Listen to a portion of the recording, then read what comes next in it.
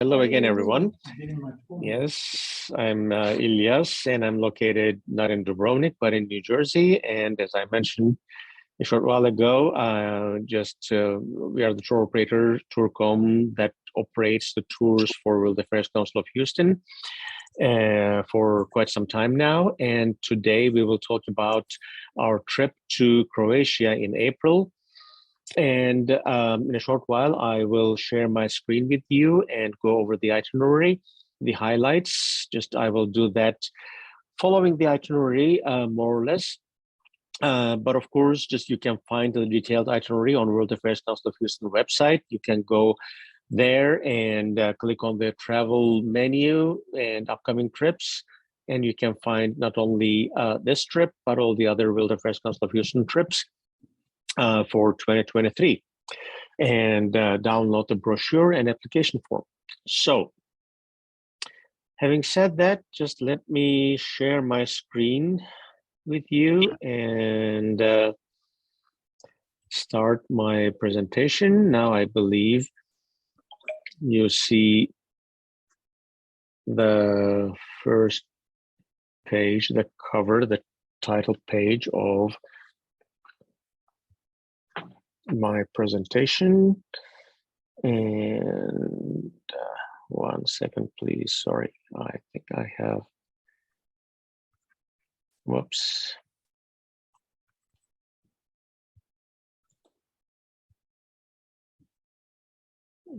Yeah. Questions? Yep, here it comes. So our trip to, well, just of course, we emphasize Croatia as we will spend more time in Croatia, but actually it covers 3 countries, Croatia, Slovenia, and Montenegro. So from April 12th to 23rd, 12 days and 10 nights. And just here is a map of the region. Now, these 3 countries, they were just until the end of 20th century a part of Yugoslavia, right? So just Yugoslavia, it was a continuation of Kingdom of Serbia, and at some point there was Ottoman Empire in this region and Austro-Hungarian Empire, and after Kingdom of Yugoslavia in 1929 and the Second World War, just in 1945, Yugoslavia, the Federal Republic of 6 separate countries today, was established as the Federal People's Republic of Yugoslavia by Josip Broz Tito. So that was in 1945. And as I mentioned, there were 6 separate republics: Bosnia-Herzegovina here, Slovenia here, Croatia here, Serbia, Montenegro. Now, Kosovo became just afterwards. I'm sure you follow the news and everything. So, the history, how Kosovo separated from Serbia, and the problems are still going on, although Kosovo has its own independence. And there's Macedonia, which is today called North Macedonia. So these 6 republics of today, countries of today, formed the basis of Yugoslavia, starting 1945. So our trip this time will cover the 3 of the 6, Croatia, the biggest one of all, and Slovenia, and Montenegro, the 3rd one down here. So we will, here is a close-up, start with the capital Zagreb here, Croatia, and the capital of Slovenia, Ljubljana. Under this Slovenia word here, the Ljubljana is not written, but we'll see that. And then we'll cover the coastal region and Montenegro down here along the Adriatic Sea, which is a part of Mediterranean, a northern part of Mediterranean. So we will fly into Zagreb, the capital of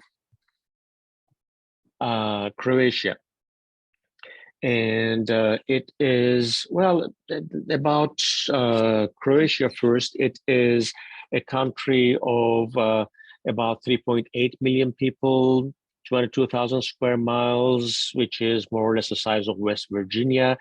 And Croatia became a member of European Union in 2013, but they are not a part of the euro currency, so they have their own currency, kuna.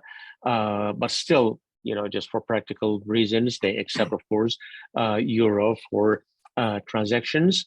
And capital Zagreb, we fly into the city. It's a city of about 800,000 people, and it was established as a Roman settlement in Roman times. That's about 1st century BC. And we see here an aerial view of one of the main squares. So during this trip, we will cover, of course, just a wide range of historic sites and modern sites. We will visit these cities, especially the capital cities that have beautiful medieval and neoclassical architecture. And also since they were Roman settlements at one point in history, most of them have some kind of Roman artifacts and Roman ruins that we can also visit and see. Now, here in Zagreb, it is, as you see, a low-rise city, mostly a medieval old city look in the city center, quite green, charming, and it has the best, 18th and 19th century Austro-Hungarian architectural examples. So that makes it really quite attractive. And we have to remember that this is, just Croatia. When we think of Croatia, we always think of the coastline and Croatia being a part of Mediterranean through the Adriatic Sea. But Zagreb is quite inland. And the scenery, the hills, the forests, they are quite different from what we're going to see from the scenery that we're going to see when we go to the Mediterranean coast. And here is a scene from another main square. Just every weekend during the winter months and in summer, almost every other day, there are street markets with fresh produce. So it is quite interesting, and it has quite a lively life, especially in summer. Again, Zagreb being inland, as I mentioned, the climate is a little bit different than what we're going to find along the coast. It is chillier, just the temperatures go lower than in Dubrovnik, Split, or Rovinj that we're going to visit, for example. So it has a lively social life, especially in summertime, starting with April all the way to September. Just street cafes and restaurants and street fairs. So we will see examples of those during our visit. And one of the days, the second day that we're going to be there, we'll have an excursion. Of course, we'll have a sightseeing in the city, Zagreb. But first, we'll start with an excursion outside to Trakoskan Castle. This is an aerial view of the castle, a 13th century castle that was built as a small observation fortress. And in the 16th century, it became a family estate, quite scenic among hills, and different times of the year. It gives beautiful photos all the time. With this one is from a full visit. And as I mentioned, in the 16th century, it became the family estate of one of the local noble families. And later it was abandoned with all the wars and especially with the Ottoman incursion in this area. And in 1953, it became a museum during the time of the Federal Republic of Yugoslavia. So we will have a chance to go in and visit this castle. Now, on the way there, actually, we'll visit this on the way back, not going there, but on the way back, we'll visit a small town of Krapina. Now, the small town here is quite old, established at the end of 12th century, 1193 AD to be precise. But what is interesting with this small town of Krapina is not its medieval history, but its Paleolithic history. Now, at the end of 19th century, in 1899, certain Paleolithic remains were discovered, and the excavation continued until 1905 and afterwards too.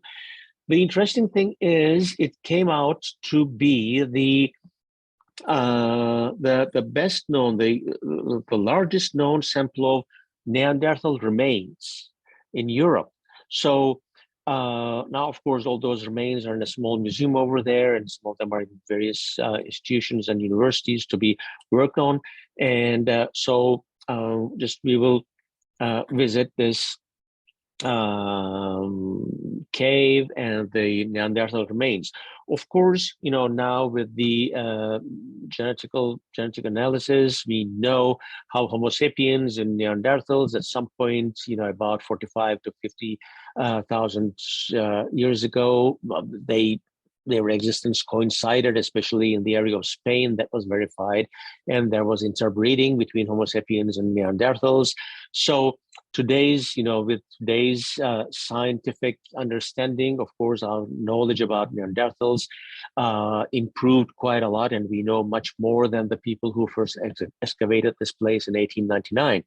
So that also brings in another dimension to this visit, and we'll talk about all these details about what is known and what's not known about Neanderthals in this region. And we will return to Zagreb to visit the upper town, the medieval settlement this time.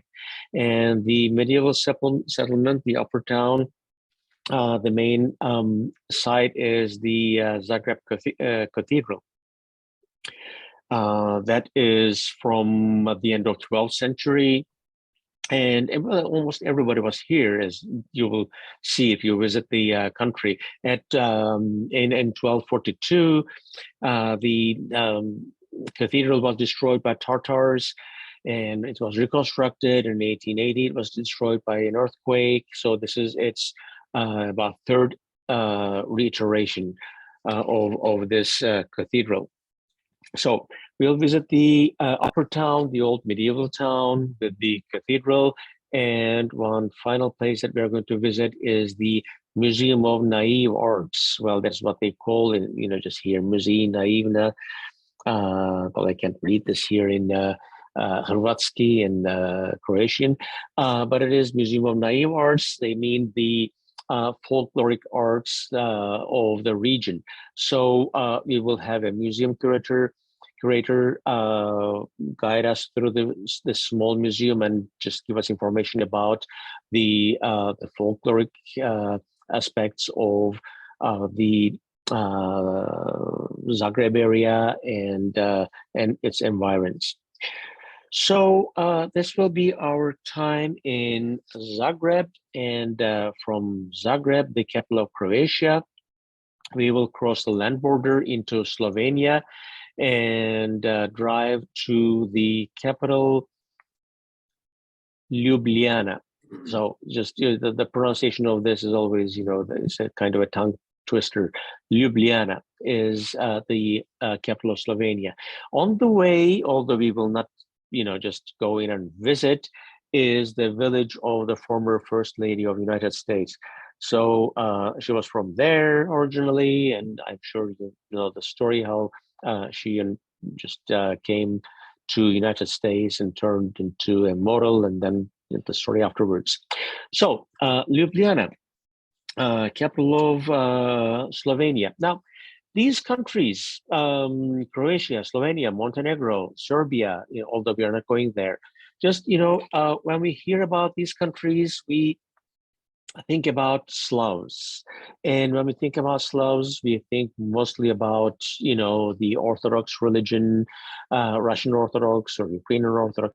Now, visiting these countries, we will see that it's not that simple, and they are quite different in their, although they share a common history at some point, their cultures are different and their background is different. Both Croatia and Slovenia, for example, the majority of the population, they are Catholics. They are not Orthodox. So that makes them quite different from the rest of the Slavic population in Serbia, for example, or in Montenegro, or in Macedonia. So that difference will be quite obvious once we are there, with the religious architecture, with the church architecture, and almost every aspect of life will be quite different that we're going to notice. Now, Slovenia, the capital, Ljubljana, as I mentioned, majority of Catholic country. The population of the country is about 2 million people, quite small. And the size of Slovenia is more or less the size of Massachusetts, state of Massachusetts. And Slovenia became a part of European Union in 2004, and they are in the monetary union, so they have euro as their currency. So it's possible to just use euro in Slovenia. So Ljubljana, that is now what we saw in the previous picture here. This was Ljubljana Castle from 11th century. The capital has a population of about 300,000 people, so a little bit more than 10% of the total population of the country. Its symbol, its coat of arms, is a dragon. Just there are various hypotheses about that. Either it refers to to Saint George slaying a dragon, or it refers to just Argonauts on the way back to finding the golden fleece, from their long journey to the eastern Black Sea. They slayed a monster here in this area. There goes the mythological story. So either one or the other, whatever the reason is, the coat of arms of Ljubljana is a dragon. It became a Roman encampment in 50 BC, and we see the Ljub River here that gave its name to the city, Ljubljana. So there is this Ljub River in the middle of the city. That's also a low-rise, beautiful, charming medieval city, and it's well known for its bridges, actually, on the Ljub River.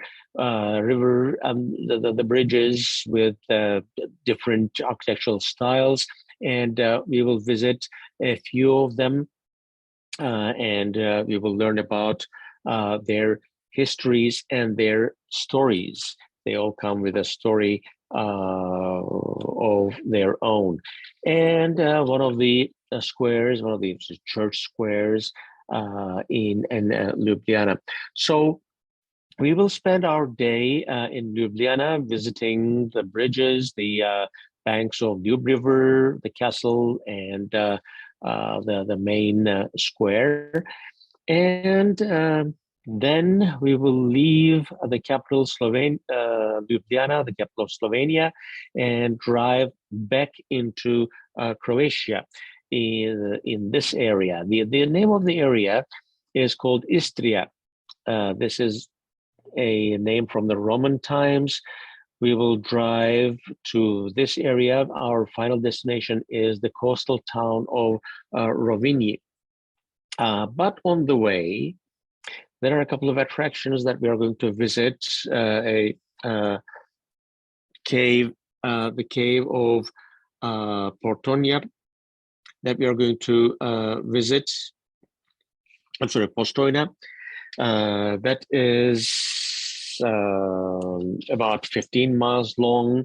Of course, we're not going to walk the whole way, and it's not possible to visit the whole cave anyhow, but it is a beautiful karst cave just with the soluble limestone rocks turned into all these stalactites and stalagmites, and carved by a Pivka River in the region. And we are going to visit this cave on the way into Croatia to the Istria region. Another attraction in the region is the area of Momjan. Now, this Momjan region back in Croatia, in Istria, is well known for its vineyards, so that may be even more attractive than the cave that we just visit before this.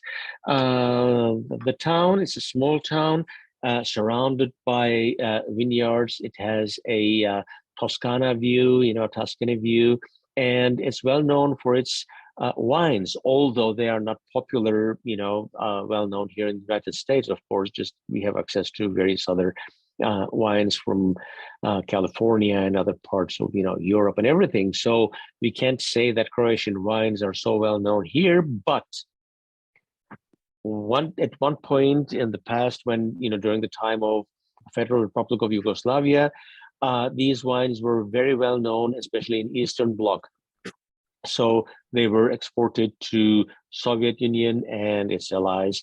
And I have to mention that, Yugoslavia at that point was not a part of the Soviet bloc.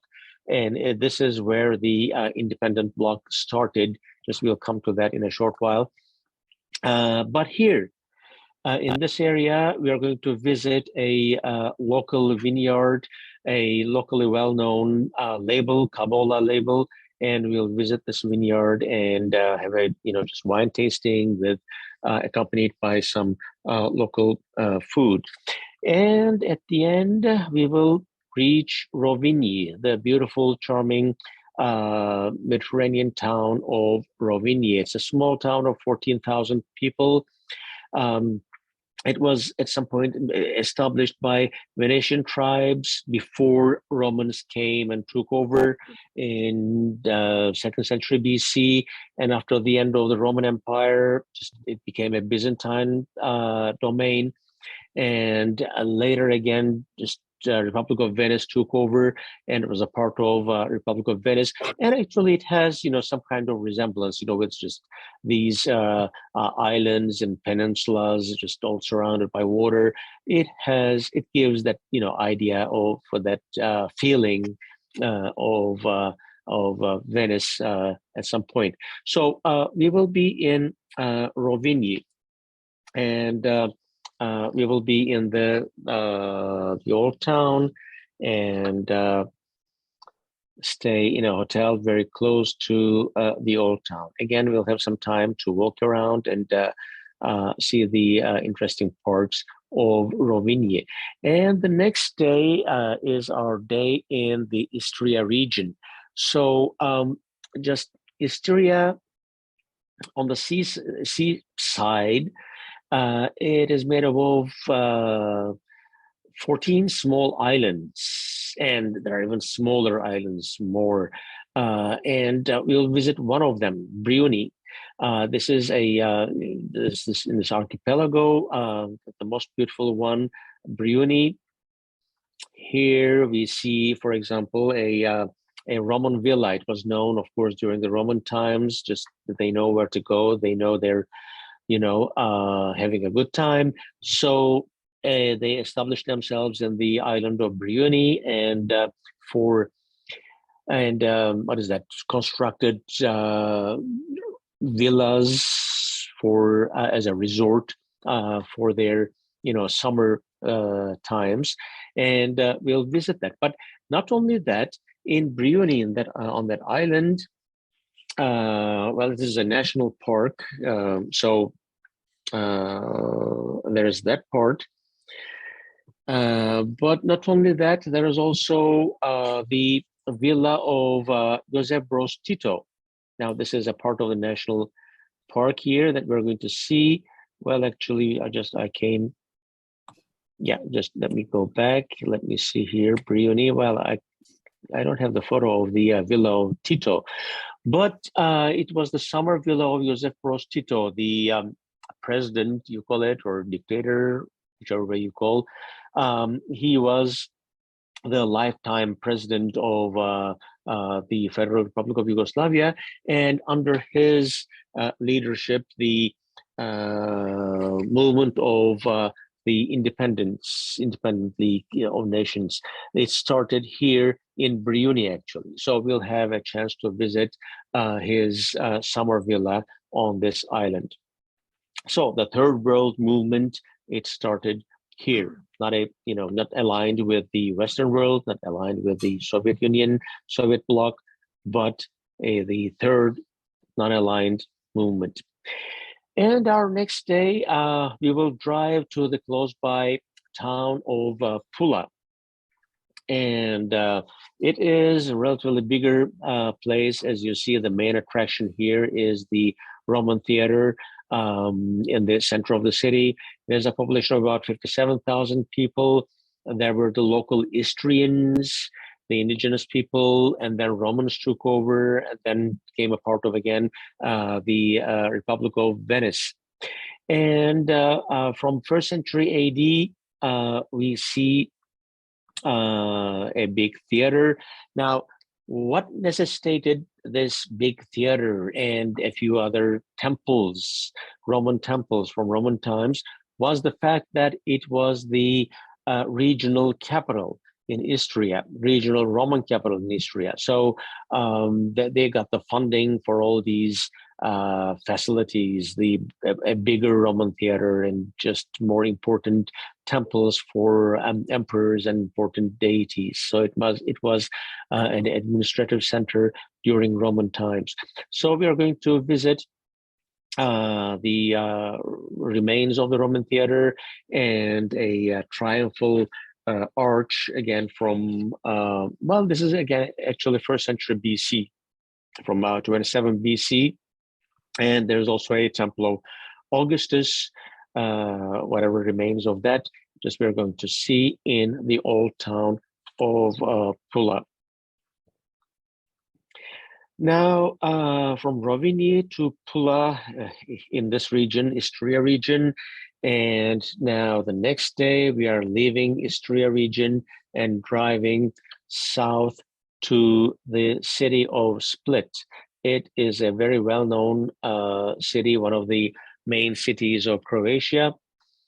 And well, on the way, of course, we will visit one of the national parks. It is a UNESCO World Natural Heritage Site, Plitvice Lakes National Park. It is really a beautiful, beautiful place. And in April, it may be a little bit rainy, but still, the colors will be beautiful. And just we will have a short walk in the national park on the way, on our way to the city of Split. And we will end up here in Split, again on the bank, Hey, on the Ilias, coast. Yes. how much are we actually going to see of the park? The Plivis? Well, let's say about 2 hours. Okay, thank you. 1.5 to 2 hours. Yeah, sure.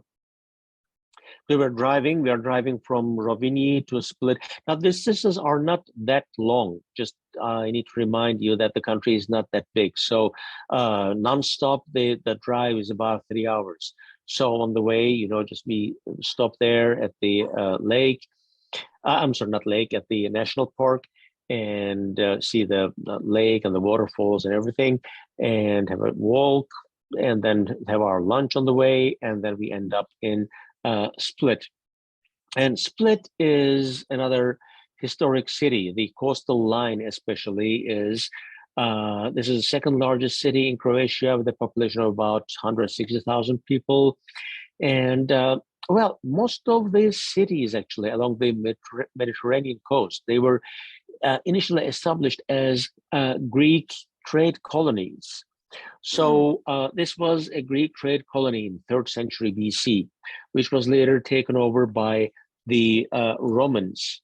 And so what remains from the Roman times. We are going to see that is really very impressive. But mostly what we see here in this picture is from the medieval times. Now let's go forward to here. Now here we see, the tower of the church here, church tower in the back. But what I will emphasize is not that one, but the structure in the front. We see it as a wall, but actually it is the wall of the Diocletian's palace. The Roman Emperor Diocletian, 293 AD to 305 AD. He was in Rome, of course, just being an emperor, but for his retirement, he had this palace built as his retirement residence. We call it a palace, but it was like a large fortress. And here, a part of the Diocletian's palace, we see just it covers half of the old town. Actually, it is very big, and half of this palace was for his personal use, and the other half was a military garrison. So we will visit this Diocletian's palace, and then we will end up at an art gallery, a Mestrovich gallery that was dedicated to a Croatian sculptor, Ivan Mestrovich, and his works are displayed here. So we will visit this art gallery and have a view of the gallery with the curator and learn about the modern Croatian art and artists. Now, the other day, our excursion is to the town of Trogir, another UNESCO World Heritage Site, a small town of 13,000 people. And again, it was established as a Greek colony in 3rd century BC. And it is that now we, of course, see the old town here. It's surrounded by just modern harbor, the port to the south, and it's we will visit the old town, a St. Lawrence Cathedral from 13th century. Here is the entrance to the St. Lawrence Cathedral. We'll visit that and learn about its history, and Camerlengo Tower, a part of the city walls from 14th century. Just the city, of course, the walls are not there, most of them, but the main towers are there that were built in 14th century to control and protect the harbor, as the city was an important trade center. So we'll split our day between Split and Trogir. So after Split, we will continue along the coastal road to Dubrovnik. And on the way, just that is a bonus country here. Now, there is this little area, about, 12 miles of coastline, which actually is a part of Bosnia. So that was, when Yugoslavia was split, and all these countries, 6 federal republics, declared their independence and turned into, just modern countries. This 12-mile of coastline was given to Bosnia as their only access to Mediterranean. So driving from Split to Dubrovnik, we'll also, just cross this area. And so that is a bonus 4th country that we're going to not actually visit, but drive through. But on the way, good news. That's good news. It is good news. Just you won't have it on your passport, no stamps or anything. They're all part of European Union today, of course. But on the way, one town that we are going to visit will be in Narona. It has a very interesting archaeological museum. Now, it had in the past a temple of Augustus, and that was excavated, and around that temple of Augustus, this archaeological museum was constructed, established, and all the artifacts that were excavated in that old Roman site are being exhibited in this museum now. Now, if a place has a temple of Augustus, and quite few of them have, that means that that place was quite important in Roman times, or they built that temple to gain favors of the Emperor Augustus, of course. We're talking about. There were just very few, as I said. One, for example, was in Ankara, the capital of Turkey. Still, the remains are there. The other is in Rome, for example. There is one. And of course, Rome being the capital, just we can expect that. And this one here in Narona. So that is, one of the few examples of temples of Augustus. So we'll visit this Museum of Archaeology and learn about the Temple of Augustus and all those Roman artifacts. But also on top of that, we are also going to visit another local winery for wine tasting and some lunch. And then we will end up in Dubrovnik, the beautiful city, the highlight of Croatia. It is a quite big city, not as big as Split, but with a population of 43,000 people. But it has a charming, beautiful old town. As you see, the walls are intact. All the buildings are quite, intact. It was known as Ragusa, so Dubrovnik. The old name is Ragusa. If you, see in the documents that you read, the old city walls are intact, and the Latin tile roofs are over there. So mostly what remains today are from the Byzantine period, 7th century onwards, and from the Venetian Republic times. And it also established itself as an independent city-state. So it was an important trade center. Here we see, again, a continuation of the city walls. So we will spend our day in Dubrovnik. It's, as I mentioned, old town. The old center is quite beautiful, with all little shops and coffee houses and restaurants and everything. So this is called Stradun, the main street. Here is a night view of Stradun. And we'll visit the Franciscan monastery over there, and the rector's palace, and of course the city walls. So it'll be quite a day in Dubrovnik. Then our third country, the small country of Montenegro. Montenegro, as you can guess, Montenegro, the Black Mountain, right? So it is not a long drive. Kotor is on the way. The capital is Podgorica. Here, a little bit inland. It is a small country. The size is about the size of Connecticut. It is not a part of European Union yet. But just, it's in line to be a member in 2025. The majority of the population is, and the population about 620,000 people, and they are Orthodox. And main economic activities are, of course, tourism and, vineyards, and they also have aluminum and zinc.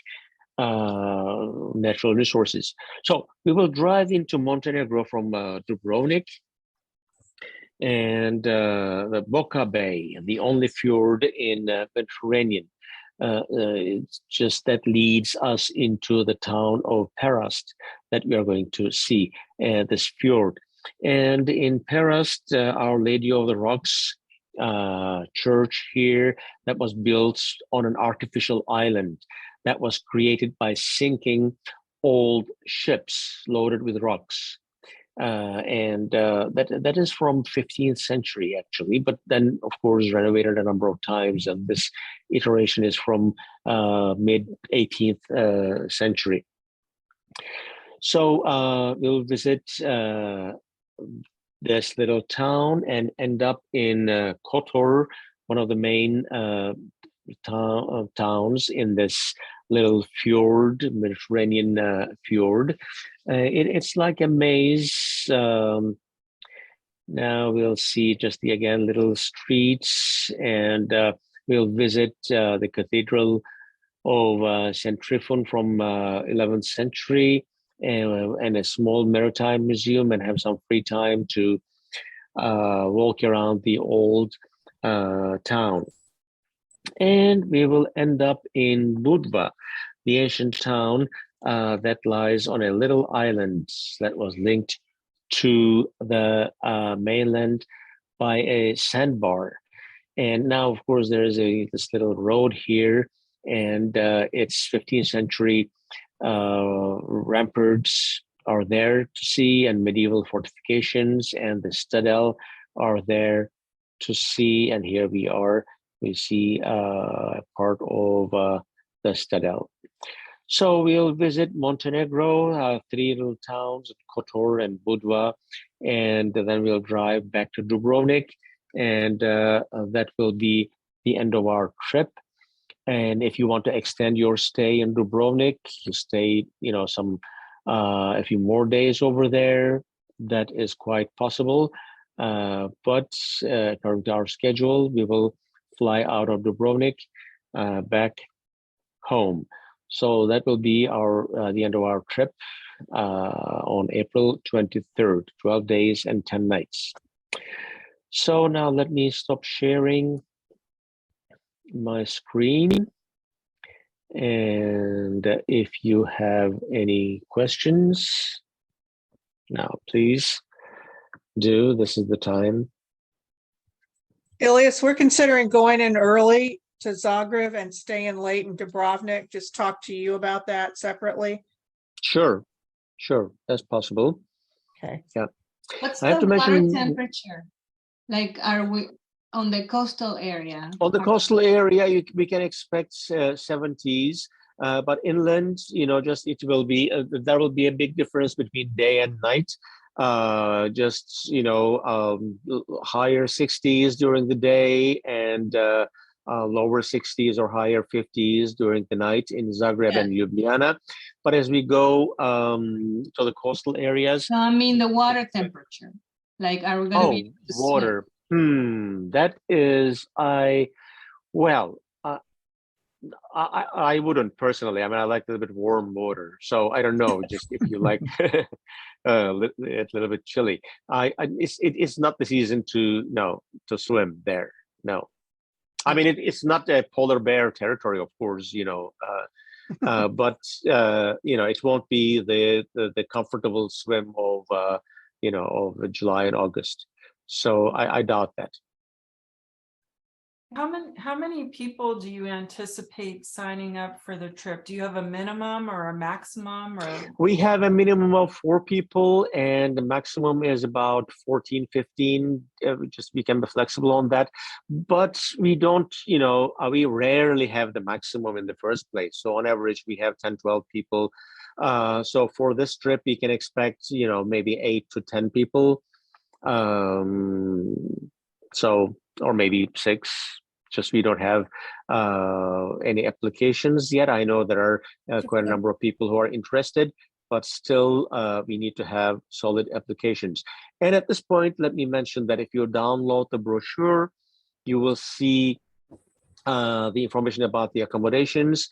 They are, we may or may not have the exact same hotels. We may make modifications to the hotels, because since we don't know how many people there are going to be, we made initial reservations at those hotels, but we may have to change them. Even though we change, they will be quite similar, at the same level of comfort and location. So.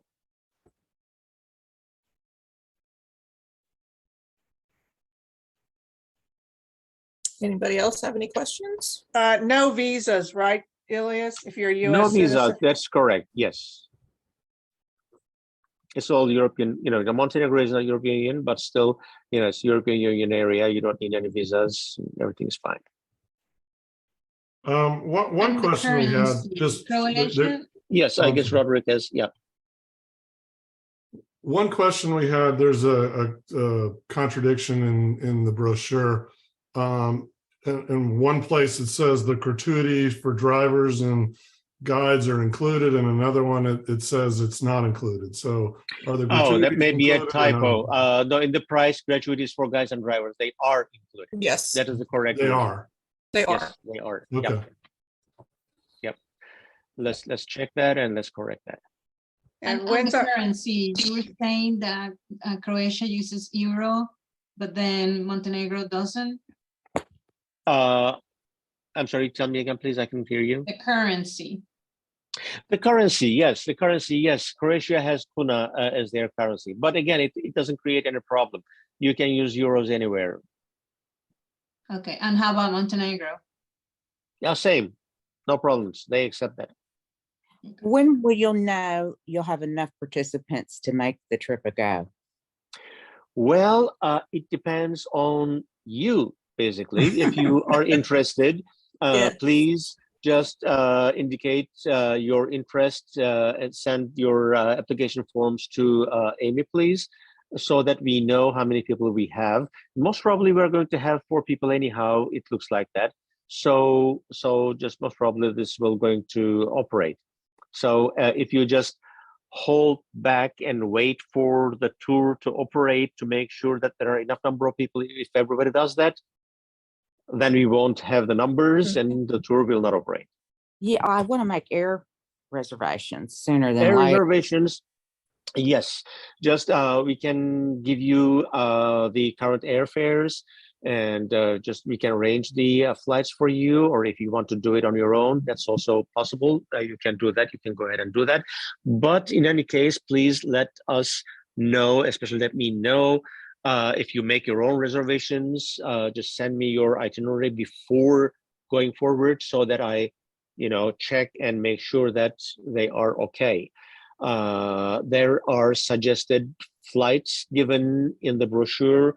You can go with them, or if you plan to go early, come late, that's possible. Just you can do that, and we can arrange that for you, or you can arrange on your own if you want to use your frequent flyer miles. If you have a plan like that, you can do it through your airline directly. And you did say you have 4 commitments? No, No. Okay. Not yet, but that's what it looks like. Yeah. I mean, it's, People- that's what, yeah. interest. Obviously, you want people to sign up as soon as possible if they're interested, but do you have a deadline? Well, it is January 23rd, and we're talking about April. So, just the deadline is a week. Yeah, I put January 31st in the application. Okay.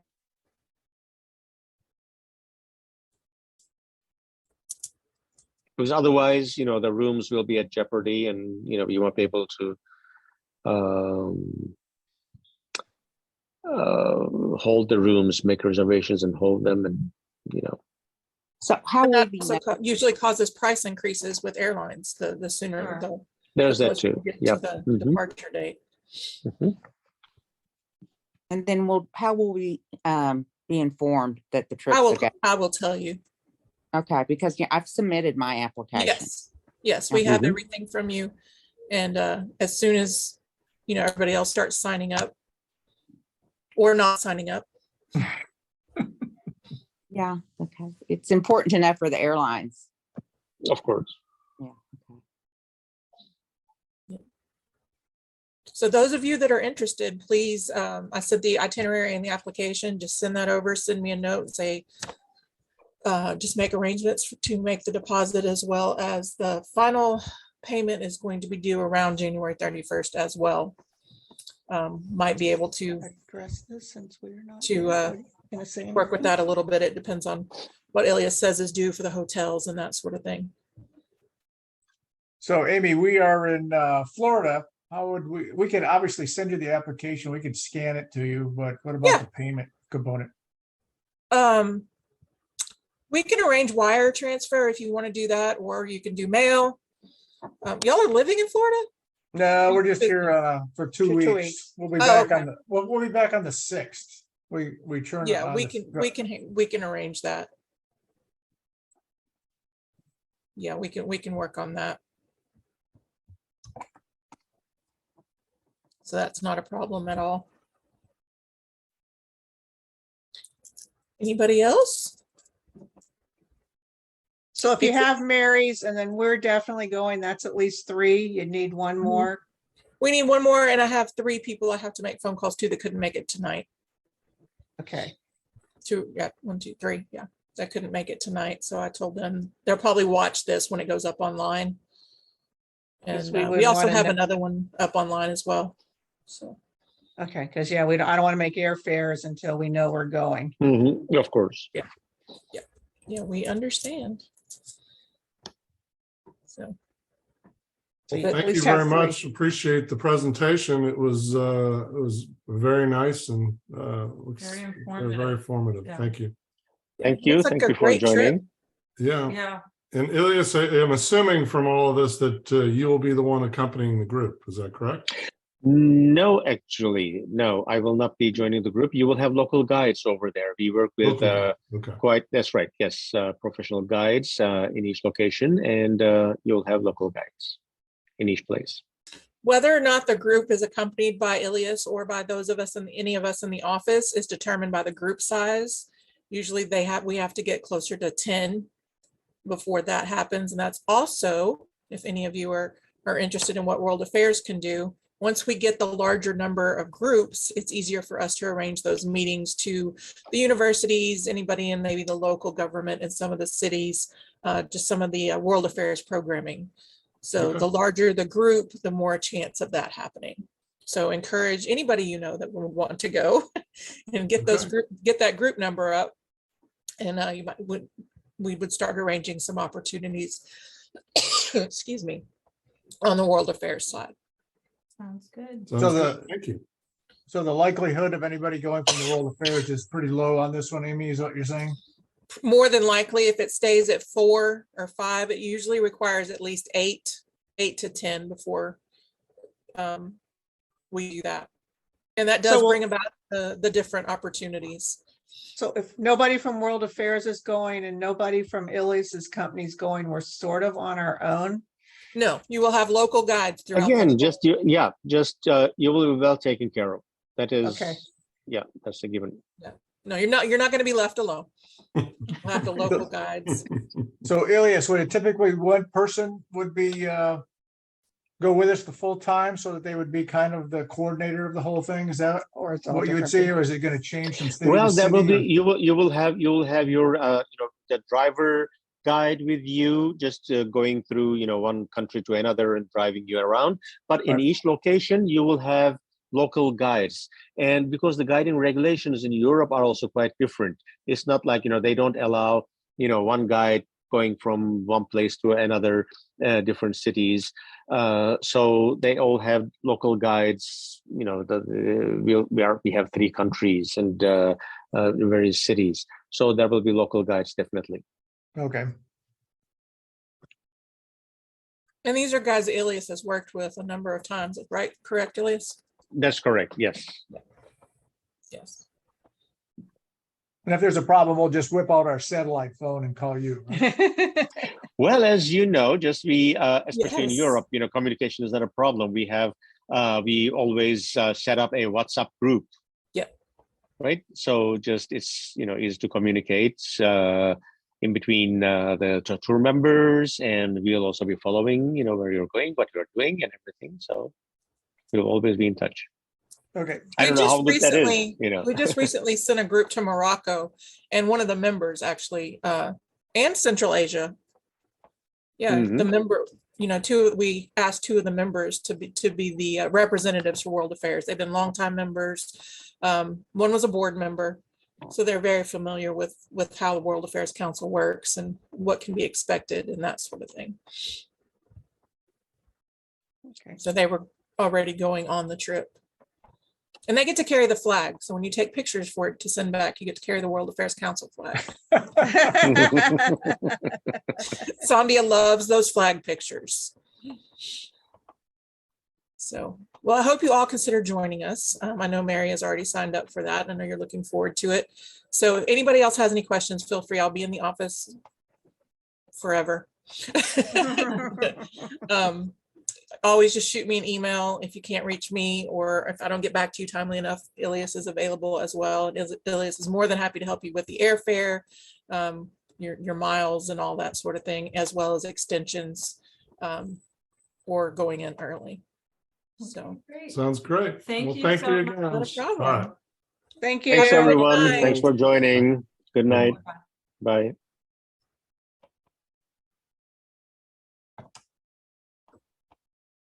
But you still.